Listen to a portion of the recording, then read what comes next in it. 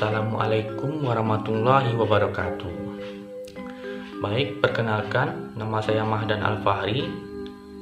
Baik, di video ini saya akan menjelaskan tentang apa itu Al-Quran dan hadis.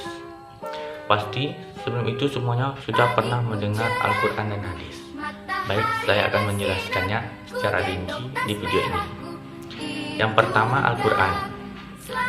Al-Quran secara bahasa berarti bacaan atau yang dibaca. Sedangkan menurut istilah, Al-Quran adalah wahyu Allah yang diturunkan kepada Nabi Muhammad melalui perantara malaikat Jibril dan dijadikan sebagai petunjuk bagi umat manusia. Sedangkan menurut sumber lain mengatakan, Al-Quran adalah kitab suci umat Islam yang diturunkan Allah kepada Nabi Muhammad melalui perantara malaikat Jibril, sekaligus menjadi mukjizat yang terbesar di antara mukjizat-mukjizat lainnya. Jadi, dapat disimpulkan Al-Quran adalah kitab suci umat Islam yang diturunkan Allah kepada Nabi Muhammad melalui perantara malaikat Jibril dan dijadikan sebagai petunjuk dan pedoman hidup bagi umat manusia. Baik, yang kedua, hadis. Hadis secara bahasa berarti berbicara, perkataan, dan percakapan.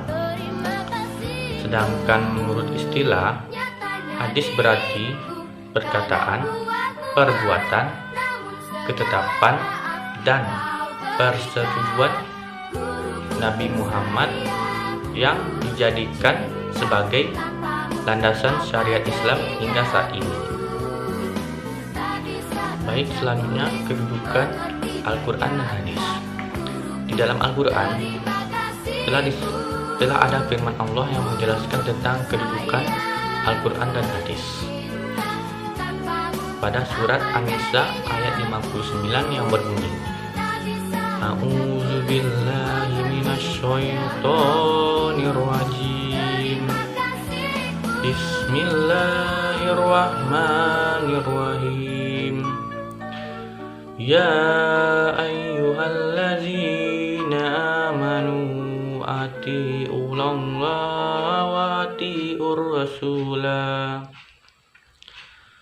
wa atiiur rasulah wa ulil amri minkum fa in tanaza'tum fi syai'in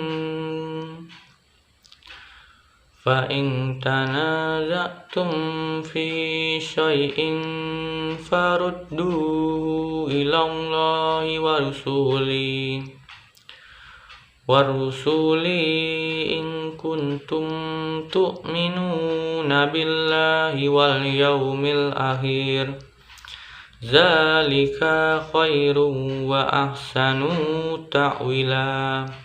Shadaqallahul azim. Yang artinya, hai orang-orang yang beriman, taatilah Allah, taatilah Rasulnya dan ulil amri di antara kamu. Kemudian, jika kamu berlainan pendapat di antara suatu kaum, maka kembalilah kepada Allah, Al-Quran, dan Rasulnya, sunnahnya. Jika kamu benar-benar orang yang beriman kepada Allah dan hari kemudian, yang demikian itu lebih utama bagimu dan lebih baik akibatnya. Maksud dari ayat ini, jika di suatu kaum atau di antara kalian berdebat tentang sesuatu, maka landasan hukum Islam yang pertama bisa bertumpu kepada Al-Quran. Jika di Al-Quran hanya menjelaskan dasar-dasarnya saja dan tidak menjelaskan secara rinci, maka kalian bisa bertumpu kepada hadis, karena hadis berfungsi sebagai penjelas Al-Quran. Baik, sekian. Itulah apa yang dimaksud dengan Al-Quran dan hadis beserta kedudukannya dalam Islam. Sekian, Wassalamualaikum warahmatullahi wabarakatuh.